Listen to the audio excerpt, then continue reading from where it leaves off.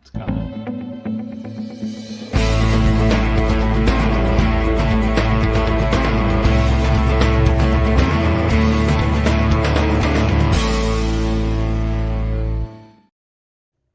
Hi, I'm David with EV World News. We're talking about electric vehicles, green energy, and the stock markets. And I'm back today on a Wednesday with our resident engineer, Mike Herzog. How's it going, Mike? Glad to be here, David. Just per our conversation right before this, we're both still real people. We're not AI Right. yet. This is a real, honest to goodness conversation. But holy smokes, are we not that far away from just shipping this out every week and No, I talking in our know. voices? You know, I'm not sure how many videos I have on YouTube, but it's something probably around 700, 800 or more.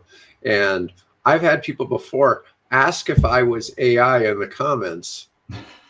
And the truth is, some of our videos are AI, but nobody's ever pegged one of those as being AI.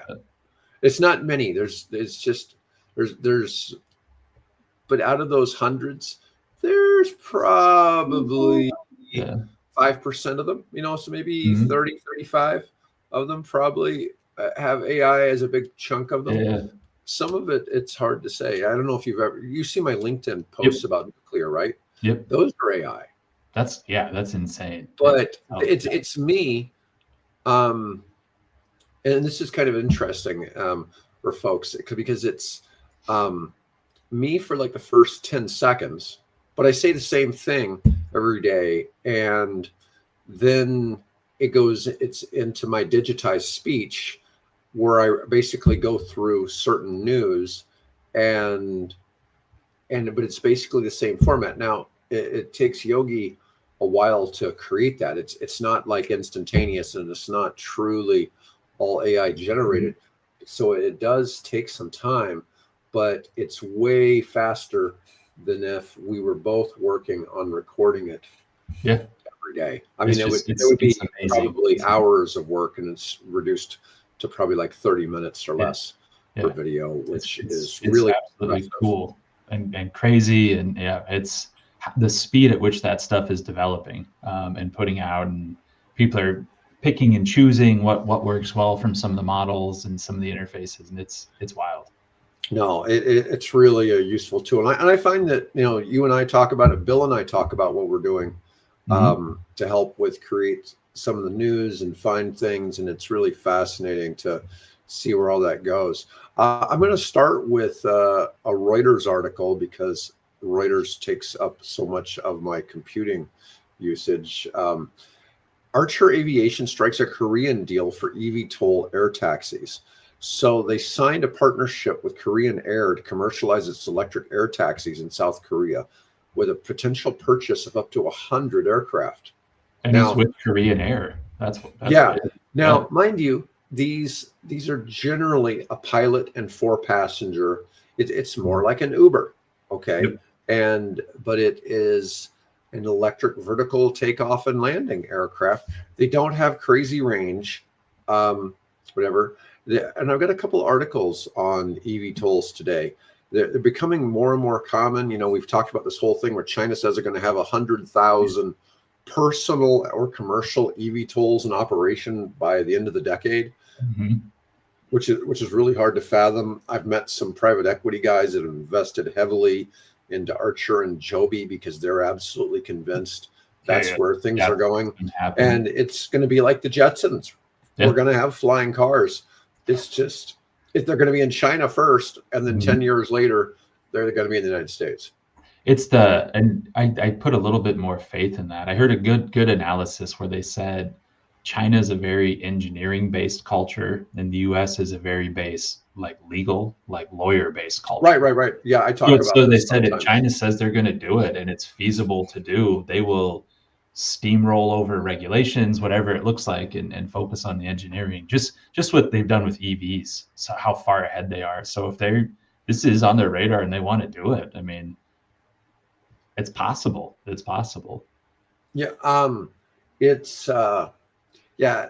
China is run by engineers. United States is run by lawyers. And you think about this, I always look at this, it's like, look at these damn lawyers in Washington. All they care about is legalese and writing these bills. And if they're not doing, quote, legal work, are they working? And this is one of the arguments. I even hear people talk. There was arguments. I remember one Congress wrote the least bills of all time, and somebody was calling it like the do nothing Congress. It's like, what do you really want? More laws? More laws, more, Yeah, I mean, yeah, lawyer fees to discuss which word to use, a very right. specific word. Yeah. And yeah, and then on top of them all being lawyers, they're also hiring all these expensive law firms in the Washington, D.C. area to help shape the policy. Mhm. And it's interesting to see, because it's like, well, we want, better foreign policy. Well, let's write thousands of pages of legal documents on that topic. And it's like, Yeah. what is that really, What do we end up with? accomplishing? Yeah. Now, part of it is being a free society, and people get to make their vote, and you elect officials who go and hopefully they, do what you wanted. It's challenging compared to a, communist society. Well, Yeah. China's not really communist. Okay. Nah, it's changed very much, but it still very is much a top down. It's a dictatorship. Dictatorship. It's still a dictatorship that lets people have, you can be prosperous as long as you don't upset the government. Yeah. And There's as long as you don't do anything that upsets class, anybody, you can get really rich over there. And it's just a different society. Certainly not praising China. I get very upset about some of the things they do to manipulate stock markets, the import-export markets, things like that. But on the flip side, when it comes to technology, they don't have to get everybody to approve something. No, and that's and I'm 100% with you. There's lots of reasons to appreciate what we have, and we're not saying no China, but when it comes to infrastructure, when it comes to building, when it comes to new construction, they move fast. They can move very, very fast. So I got a news article that we haven't covered on here, but it was in the nuclear space, and it was really surprising because it was a topic that said, hey, the Democrats and Republicans finally agree on one thing. And I open up the article, it's like, what is it? Is it tacos? I mean, I was really, pizza, it's like one party's for pineapple pizza, one prefers straight pepperoni. No, but it was, it came up nuclear energy. Right now it said that there's really, in politics, so nuclear's had a lot of hate because of nuclear waste. Okay, we both acknowledge that's a huge problem, right? But when I'm looking at a technology that I'm probably going to raise money for, that we want to use for some of our nuclear projects, that can get rid of 99% of nuclear waste, that's still not zero, okay? But it's still a whole lot, less difficult. And one of the big things is it's getting rid of the irradiated water. Yeah. So that's one of the big problems with the current nuclear power scheme. Now, they're not, as a rule, I'm not saying this doesn't happen, because it does happen. Something happened in New York recently where they were dumping like 40,000 gallons, which is a pretty good sized swimming pool full of nuclear water, into one of the rivers in New York. It's like, couldn't they have trucked that somewhere? I don't know what you do with that. Okay, it did not make sense of why that was being released to me. I mean, I'm not sure. Yeah, that's some loophole somewhere, but for it. People are trying to say it's inherently safe, or I don't know. I really don't know the situation, but it just didn't have good crazy optics, bad optics. Regardless of the situation. And but I hear people spout. Even was at that nuclear fusion conference a couple of weeks ago. One of the people was talking about how fission nuclear waste lasts for 10,000 years. It's like, yep, I've got a solution for that. Yeah, it's like I realize, but it's like people talking about how EV batteries used to catch on fire, or they were, they cost $60,000 for a battery. It's like, well, they did. We're not saying that these weren't problems. It's just they're problems that really aren't there anymore. Things change, and but it's interesting to see where that goes. But we're going to talk a little more about the EVTOLs on today's show. Yeah. Archer is backed by Boeing and Stellantis, and Joby's the other one. They're backed by Toyota.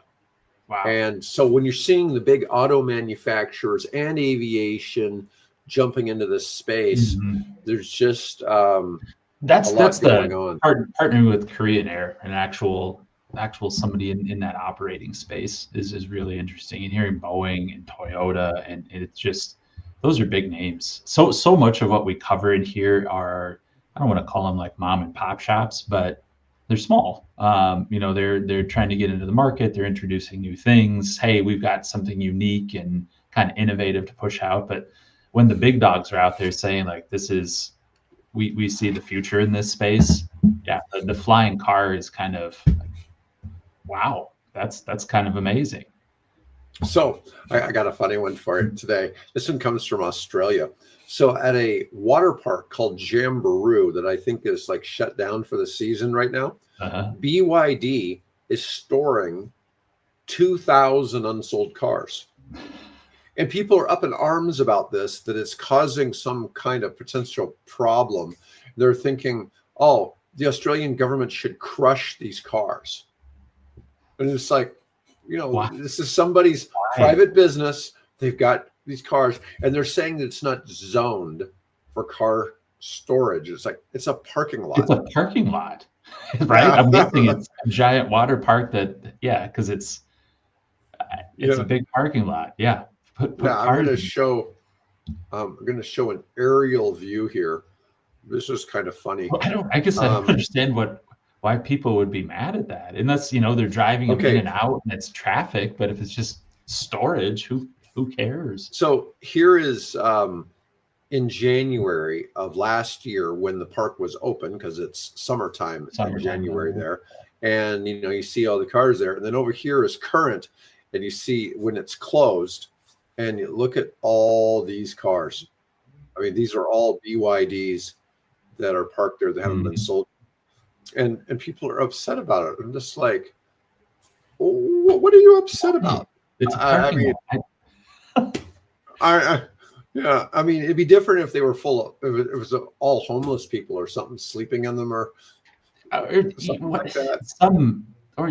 Like live ammo, or munitions or something really dangerous, but a big parking lot full of cars. I mean, that I don't quite get it. Hundreds of readers and locals are calling for the council to take tough action against both BYD and the property owners. Blatantly illegal and clear misuse of the property. And I'm just like, this is not zoned for that purpose. It's like, what would a parking lot be zoned for then? I mean, I don't. Yeah, I don't know. Well, and it's like you said. I mean, it's got to be, if the summer season's coming up there, if that park's going to open. I imagine it's not a permanent thing, but maybe it is. It goes back to one of those free fair market. This is a private landowner doing business with a private company, and it's not a noise thing because it's EVs.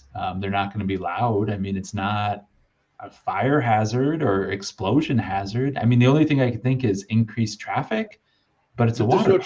There's no traffic. I know, but like if they're moving them in and out constant, whatever it might be, but like that's their operation. Like they move people in and out of the water park.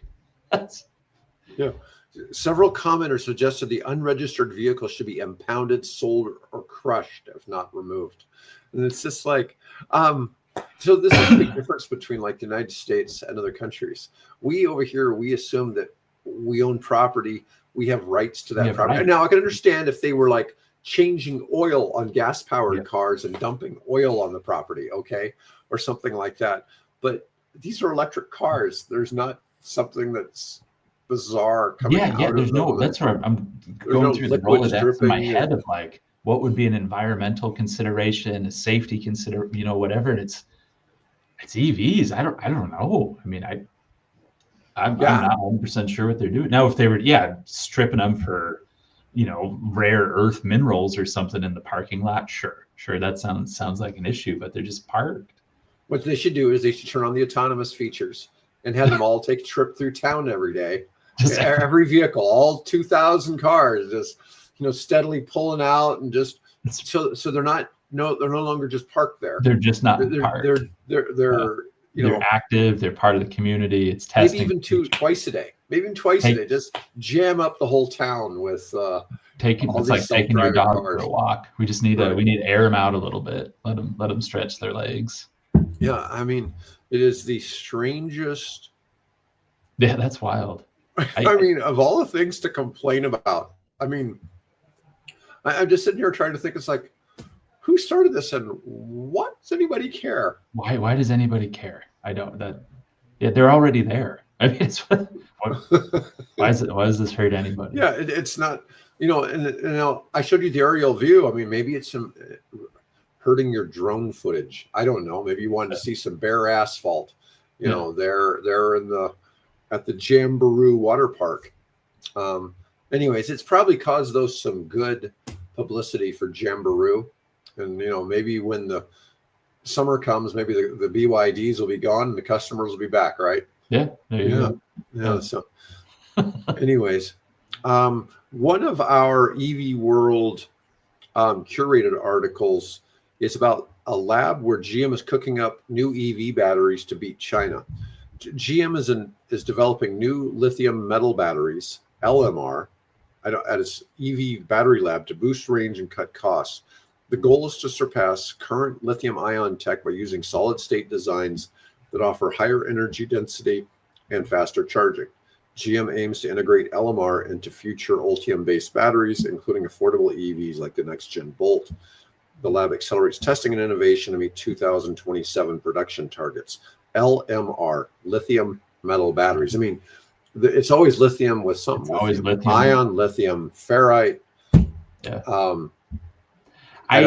I've been following batteries for 15 years, and you can go Google it right now, and you will find a breakthrough from today, last week, last month, and last year at all times. And we talk about it all the time. Now, when it's a big manufacturer like a GM and kind of looking at innovation with lowercase I, like we're just steadily making improvements. All right, I feel that. I feel that's maybe going to go somewhere, but it is so hard to get from a lab bench to actual production level quality and everything like that. It's a huge gap. It's a huge gap. So if they're just doing incremental improvements, we're going to try this. It's a new whatever chemical compound that is going to steadily make those improvements. Great. But I'm not holding my breath. This is going to revolutionize or drop this to the price of a BYD Dolphin, or something. No. I always wonder with some of it, but you and I have talked about this plenty. If it's not LG, Cattle, BYD, and in this case, GM, we believe, Toyota has huge investments in battery tech for the fact that they're not big in the EV space. Certainly spent money on battery manufacturing in the United States and overseas, and so it's not like they're short on putting money in this stuff. It's interesting to kind of look at. I've been kind of not much the EV stocks hardly changed today. Anywhere from being up or down 1%, just 1% or 2. Yeah, Ford oddly enough though is up almost 5% today. It's interesting to kind of watch the stock ticker occasionally as we're going through the show, because I was looking at where Tesla was. Tesla is virtually unchanged in the past month, but it keeps bouncing up and down. Yeah, and it's funny because they're like around $434 this instant, and they were, 6 months ago they were down below 240. So, or they're right now they're $200 higher than they were 6 months ago, and it's really wild to see that a company that's that large and their stock is that valuable keeps fluctuating. Yeah, for me, that's one of those. There's a lot happening with a certain owner of that company about 6 months ago or 8 months ago, where they've not, and he made the right decision of like, this is this is hurting business. Time to step out. Follow the schedule and get the heck out of there, because I think he was feeling that pinch. Yeah, I've seen a lot of people criticize him for being involved in the Trump administration when, the Trump administration got rid of the tax credit for EVs. But one of Musk's things was, well, we don't need it. Everybody else needs it. So in our case, it may help. The problem you got right now is all of a sudden, when Musk got involved in politics, was when all of a sudden there actually started being options in the EV space. Yeah. Because really, if you look back 2 years ago, there weren't a lot of options in the EV space, and Tesla opening up their supercharger network to everybody really gave people a lot more decent options. Mm-hmm. So while on the one hand, it's cementing the NACS as the one ring to rule them all, it's probably not cementing Tesla as being the forever top EV seller in the United States. Yeah. Well, we see it with their, was it last year? Their sales numbers went up, but their market penetration went down. And it's just a testament to we're increasing, but there's more brands and more models. And it's constantly evolving too. I see so many different ones driving down. I'm seeing more Chevys, more Prologues, just everywhere you look, because obviously you and I pay attention to this stuff a lot. So eyes are always peeled on where the EVs are at. But yeah, just the make and models and different vehicle types out there today, just anecdotally. I mean, it is really ramping up. The nuclear space is taking a beating today. Oklo is back, so it shot up to 181. It's come back down to 116 after over the course of the last month. And I saw in here new scales down. Somebody downrated the whole nuclear industry in the news a few days ago. So now is really probably the day to go in. So look at this. It says new scales down 13% today. Probably a good time to buy new scale. Same thing with Nano. Nano but all of these stocks in the last couple of weeks have had 20% days where they grew at least that much in a single day. There's another new one, NKLR, that just went public a couple of weeks ago. They went public at $10 as the initial offering, shot to 15, then shot to 21. Now they're at $8. Ooh. Yeah, but that's a frequent thing. And I'm sitting thinking $8 is probably a good entry point on that stock. And just this, you do your own research, I'm just kind of throwing this out. But the way that the market is bouncing up and down, I watch these stocks every day and seeing them that right now. Seeing where they're at today. Yeah.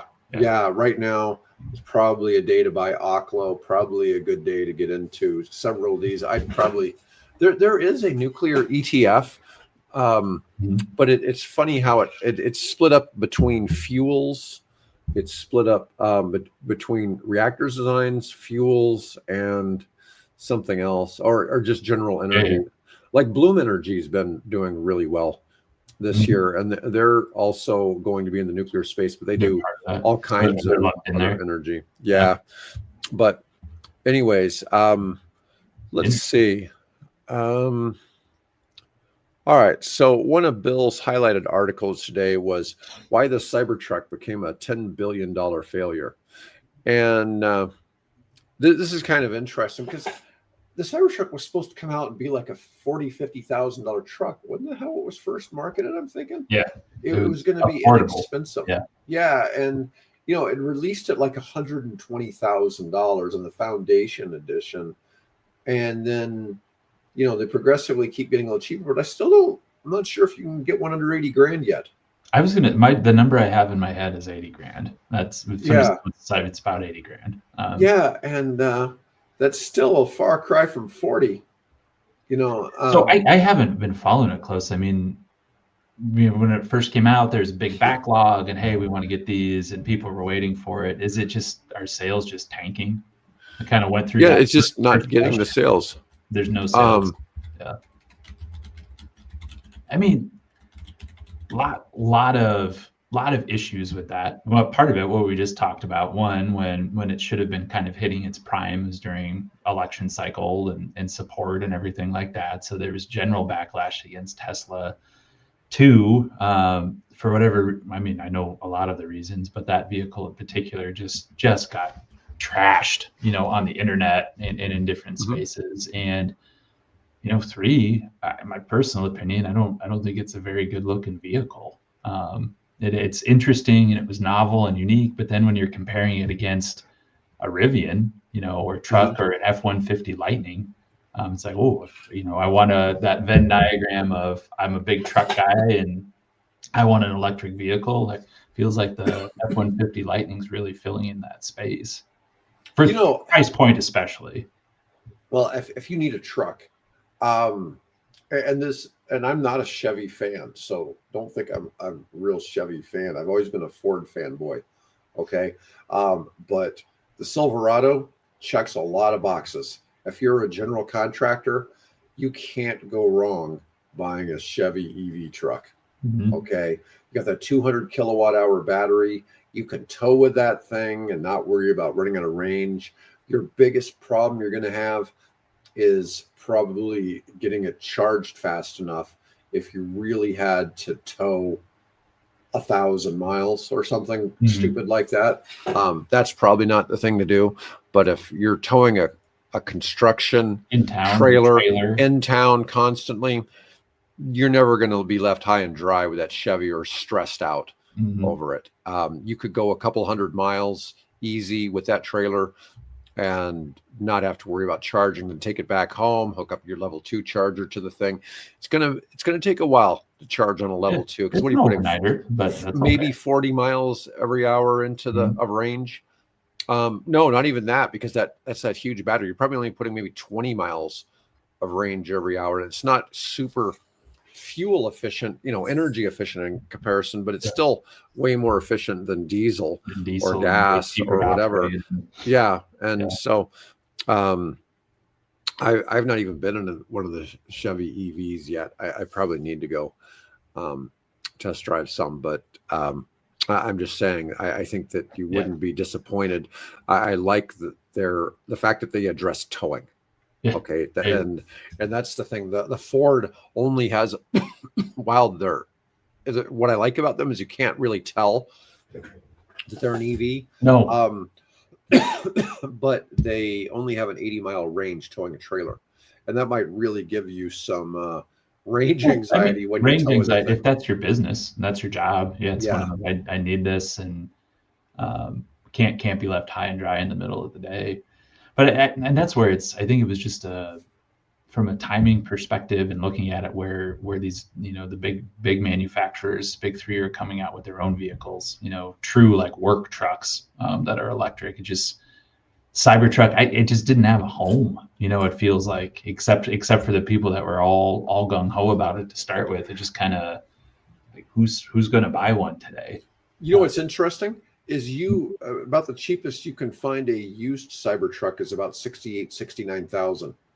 So they're not losing value. They're not losing value, but if Tesla all of a sudden starts selling for 70,000, then those are going to lose some value, right? And that's been one of the problems, really. Like Tesla released the Model S Plaid. It was almost $150,000. Now you can get one for 80.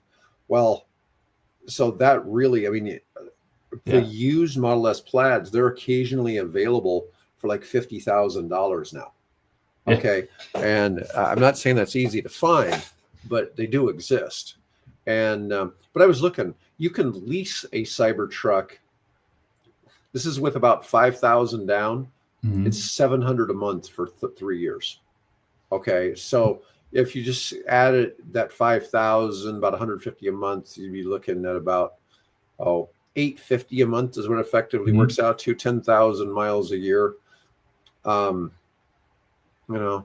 not cheap, It's not, but it's not a cheap vehicle. But when the average cost of driving a vehicle in the United States, I think we look at it, is around $1,100 a month when you factor in payments, payment, maintenance, insurance, gas, yeah. and you figure you're going to probably have $50 a month in electricity. That puts you around 900. You're going to have probably $200 in insurance. Yeah. So you're at 1,100, and you're not going to far have a off. whole lot of maintenance. I mean, it's really, in terms of average American car price, it's probably pretty affordable. Yeah.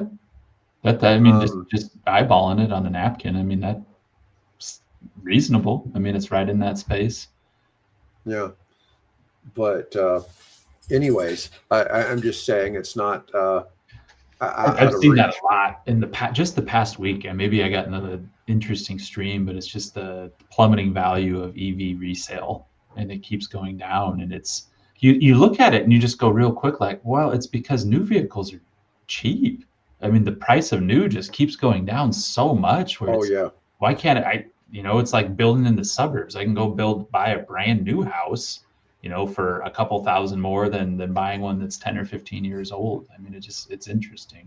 Okay, so for a while, searching online, used EVs under $25,000 were really hard to find because of the $4,000 tax credit. They were getting snapped up like crazy. And you used to be able to see like a Nissan Leaf for like less than $10,000, and those virtually vanished. Okay, because when you started that, I think you could, the max tax credit was 30% of the sales price. But if you had an $8,000 Leaf with $2,400 off of it, and you figure a lot of those are sold in states that also give state rebates for used cars, and you might get a couple thousand more. Those cars started getting really cheap, and so now with the federal rebate gone, if you start looking on sites like Car Gurus and some of the others, they're out there again. And one of the interesting ones is like the Hyundai Kona. Okay. There's a lot of those out there for around $12,000, $13,000. Okay. That's a damn cheap car. And you can find something in that range with about 65,000 miles. They have to have a minimum 100,000 mile battery warranty. And when you're getting an electric car, you're generally not getting like a super base model car. It's still going to have like heated seats, heated steering wheel, navigation, Apple CarPlay, Android Auto. It's usually going to have all of those features. And I'm just saying there's a lot of cheaper stuff. The Chevy Bolts now have come back down to where they're in the 13 to 18 range. You're still not seeing a whole lot of Tesla Model 3s below 20. You're not seeing them below 20, but you're seeing an occasional Model Y that might hit with high mileage under $25,000. Yeah, so you're seeing some, but it was interesting, and there are those Nissan Leafs for like $8,000 again. Wow. Yeah, so and those are ones typically with like 150 mile range. So they're not the 80 mile range of the original ones, but they're still for somebody just needing a commuter car that's going to, you figure $8,000 for that car, you're probably putting $30 to $50 of electricity max in that thing a month. You're probably going to have car insurance, it's probably like $80. You're going to have very little maintenance on that.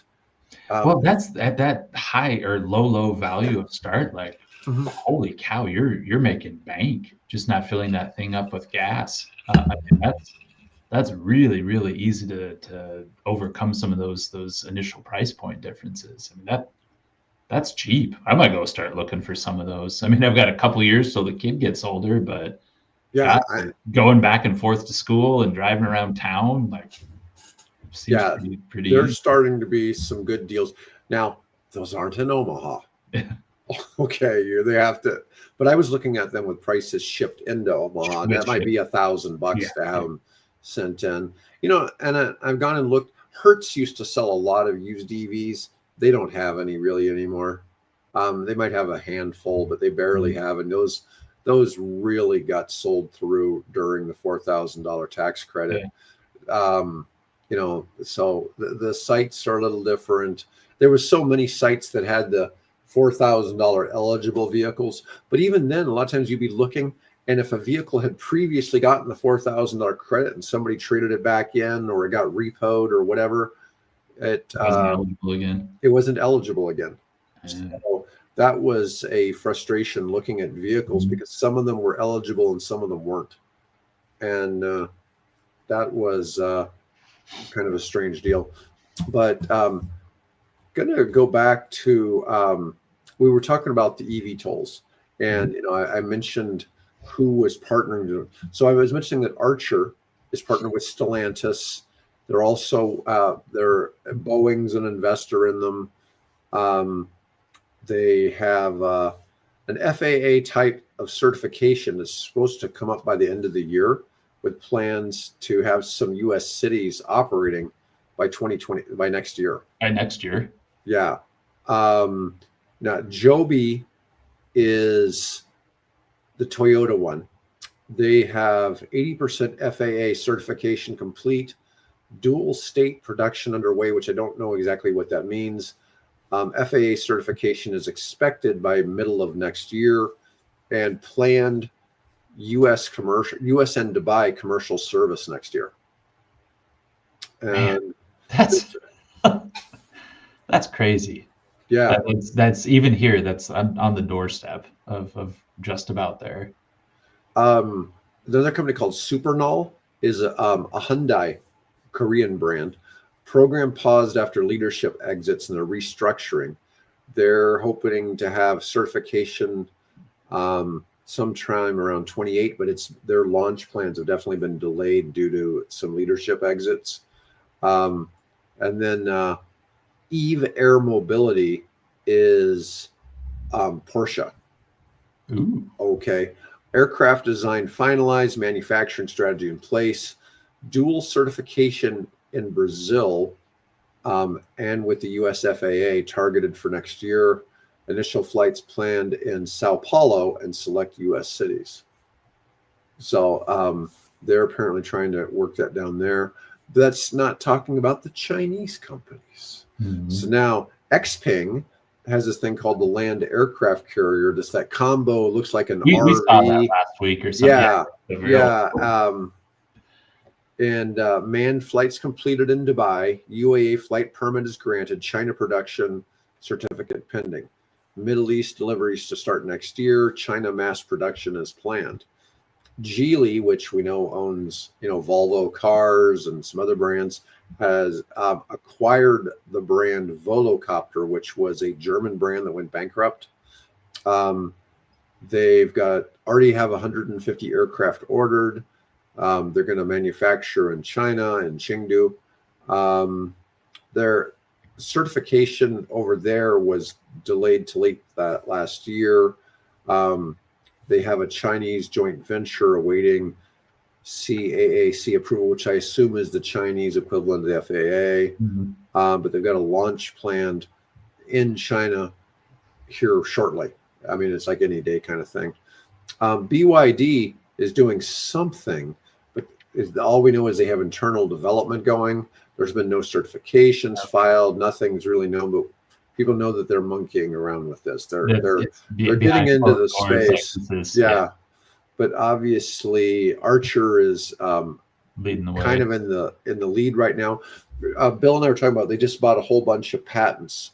Lilium, which was another German company, went bankrupt, and Lilium had 1.5 billion put into their technology. Archer snatched it all up for, I think, about 30 million. Wow. Yeah, this is one of the things, like I keep talking about in our other meetings. It's really interesting just kind of see that space. Then you've got, obviously Joby's next. Toyota's put 400 million into Joby, so that's pretty serious stuff. I mean, it's interesting just to see where that space is going. Now, notice we did mention Stellantis. Notice we didn't talk Ford, GM, anybody else. I would never really be surprised if we saw Tesla doing something with this, but we don't even see Tesla. I bet that's another one behind closed doors. I bet somebody's looking at that at Tesla. Yeah, if nothing else, you'd think they'd be doing drones or something. Yep. Just something. Just I mean, with the the purview with the and tech they've got, that companies had, like they're looking at it. Somebody with the cash and the tech and the fact they have SpaceX, you'd think that maybe SpaceX would be selling drones to Ukraine or something like that. You know, you'd think there'd be something going on there, right? Yeah. But here's something kind of weird is after getting millions in tax breaks, Rivian won't say how many people work in Normal, Illinois. The public at one time when they first opened it, they had about 350 people in 2020, and then by 23 they had 8,000 people working there. And now they just say the 8,000 figure is no longer accurate, but they won't say exactly what the new number what it is. I wonder if they have guarantees, like job guarantees with the state or county or local. Yeah, it's kind of weird. Rivian has just under 15,000 employees throughout the entire company, but Normal's their main manufacturing facility. It's just, but they're probably, in the county they're in, they're probably the second largest employer behind State Farm. State Farm has a headquarters there. Okay. But it's just kind of weird to think that they asked the mayor how many people he thought worked there, and the mayor guessed 8,500. If it went up, why would they? I wouldn't think that would be something to hide, or unless they have very specific targets, incentive-based targets, or penalty targets. Yeah, it's weird, kind of to see. It's like I don't know if this is going to become some kind of scandal or something. Yeah. I'm just kind of wondering where this information goes. Like that's weird. Yeah. It's just weird. It always makes you wonder where that's going, right? Yeah. Let's see what I had here. Tesla's got a battery recall on 13,000 Model 3 and Model Ys. The 2025 model, the battery pack defect causes sudden power loss while driving occasionally. That's not good. They've had 36 warranty claims and 26 field reports of something occurring. So if you have a 25 Model 3 or 26 Model Y, you may want to check on seeing if you're under this recall. Let's see. I was talking about the Tesla stock. Tesla had a big surge in Q3 buying. But now they're trying to offer these standard variants that are stripped down, that are $5,000 less expensive. Who knows where some of that stuff's going to go on the price. $5,000 is a pretty big difference on a 30, dropping a car from maybe 38 to 33 kind of thing. Let's see. Looking for stuff we didn't cover yesterday. So GM is planning this affordable EV range by 2027. Now, obviously, they've got the redesigned Bolt, but they're trying to make a couple other cars less expensive. Now, part of this has to do with the fact that batteries are just getting cheaper, right? Yeah. And but this wasn't anything like a really startling announcement. But they're doing really well. I think it's the Equinox that's selling really well. Yeah, those they look nice too. The Blazer looks pretty good too. Yeah, and you really can't tell they're EVs. I mean, the only way you can really tell a vehicle's an EV by looking at the front grille. Yeah, they're not letting air through. The grill. But some of the new Volvos are pretty blocked up too, because I'm looking for those EX30s or EX90s. But I always look for, is the gas tank behind the passenger, or is it in front of the driver? And it's in front. Okay, that's an EV, or at least some type of plug-in hybrid. Right. Yeah, it makes sense to have that plug up front for when you pull into the charger, right? So it's actually close to the charger. You don't have to wrap around the vehicle. But GM is convinced they can make effectively low-cost automobiles. So we'll see where that goes.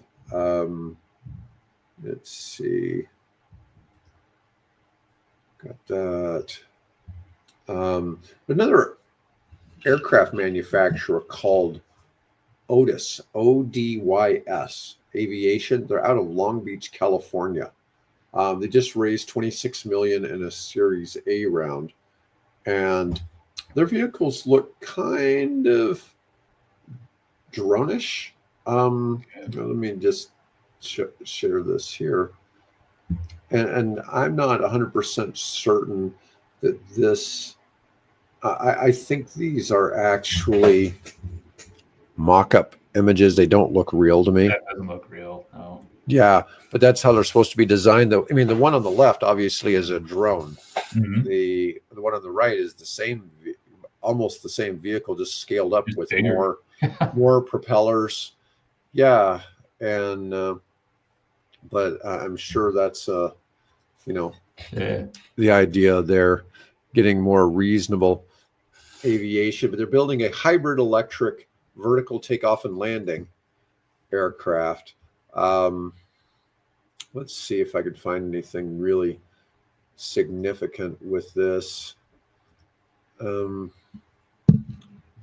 26 million is a significant amount of cash. It really doesn't give much news otherwise on the company other than just really where it's at, and but nothing on. They have an aircraft called the Layla. That's about it. Doesn't give much. 26 million is not a whole lot in that space when Lilium just went bankrupt after having had 1.5 billion put in it.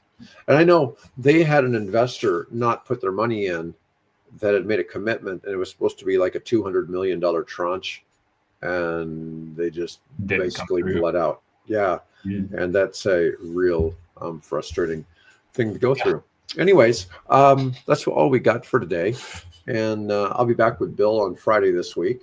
And otherwise, I'm not going to say who our guest is next Wednesday, but I've had somebody twice have challenges on the day that we were scheduled. And I'm giving him another shot because I really want to hear what he has to say. So anyways, but otherwise, folks, thanks for watching today. And we'll be back Friday.